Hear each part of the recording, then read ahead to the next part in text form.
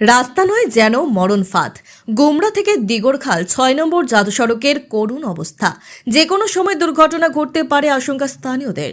খবর নেই NHI DCL এর অভিযোগ স্থানীয়দের। বেহাল গোমরা ৬ নম্বর জাতীয় সড়ক গোমরা থেকে দিগরখাল পর্যন্ত দফায় দফায় সড়কের ওপর বিশাল আকারের গর্ত, পুকুর সমতুল্য গর্ত। যে কোনো সময় দুর্ঘটনা ঘটার সম্ভাবনা রয়েছে বলে আশঙ্কায় রয়েছেন স্থানীয় জনতা।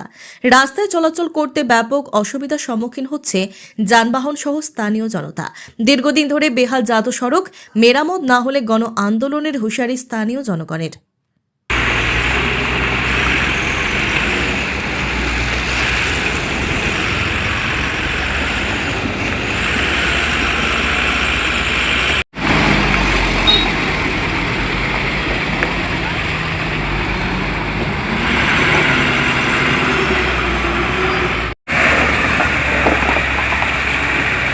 রাস্তাটা হলো NH 6 রাস্তা এবং বরাকরের মেইন রাস্তা এটাই একমাত্র। আর এই রাস্তার এই বেহাল অবস্থা, এই অবস্থার মধ্যে জনগণ তো চলাচল দূরের কথা, গাড়ি তো যে কোনো সময় অ্যাক্সিডেন্ট হওয়ার কথা আছে।